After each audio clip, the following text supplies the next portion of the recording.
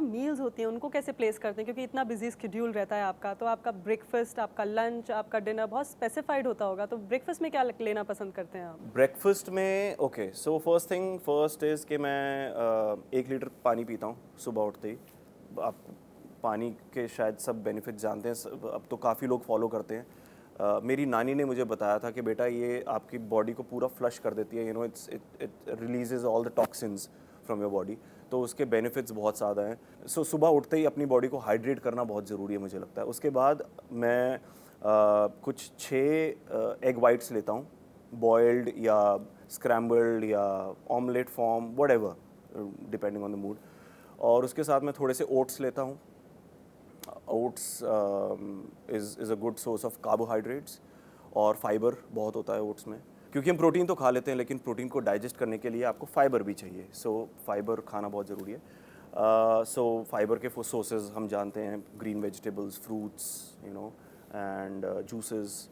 सो वो सब है। और उसके बाद मैं क्या लेता हूँ, हाँ मैं कुछ ड्राई फ्रूट्स लेता हूँ, almonds, your walnuts, your goji berries, oh wow. Pecan nuts. So ये सब मैं ओट्स में मिक्स करके और थोड़ा सा हनी ऐड करके, एंड आई हैव, और ये ऐसा ब्रेकफास्ट है जो शायद मैं सालों से खाता आ रहा हूँ और अभी तक बोर नहीं हुआ हूँ। बोर नहीं हुए आप इस अभी ब्रेकफास्ट? तक नहीं बोर हुआ हूँ। कभी ऐसा होता है कि हाँ हॉलीडे पे चले गए तो कुछ और ब्रेक हो जाता है, बट ऐसा नहीं है कि विलिंगली मैं चेंज करना चाहता हूँ, because it's such a whole breakfast, like a whole meal. क्योंकि आपका, I think deep down inside मैं कुछ भी खाता हूँ तो मुझे लगता है कि ये इसका मतलब what kind of nutrition I am getting out of it. तो मुझे पता है कि ये एक बैलेंस्ड मील है, तो मैं शायद उससे भी मोटिवेट हो जाता हूँ और मुझे लगता है कि मुझे चेंज करने की ज़रूरत नहीं है।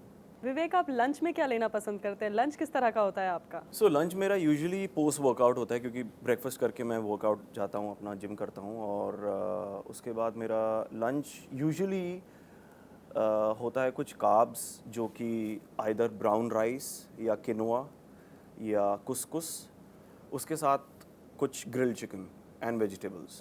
तो वो भी जैसे कि एक कंप्लीट मील है, उसमें आपके पास कुसकुस, किनोआ और ब्राउन राइस से आपको कार्ब्स मिलते हैं जो आपको रिप्लेनिश करते हैं आपकी एनर्जी लेवल्स, जो आपने जिम में कैलोरीज Burnout बर्न किए किए हैं, हैं। हाँ। So I feel completely drained out workout के बाद, तो मुझे वो एनर्जी चाहिए होती है, तो वो एनर्जी मुझे वहाँ से मिलती है। और फिर मुझे जो मेरा मसल ब्रेक डाउन होता है, तो उसको रिफ्यूल करने के लिए, उसको दोबारा से जोड़ने के लिए मुझे प्रोटीन चाहिए, एंड वेजिटेबल्स से ऑब्वियसली मुझे फाइबर मिलता है, तो डाइजेस्ट करने, again it's a complete meal.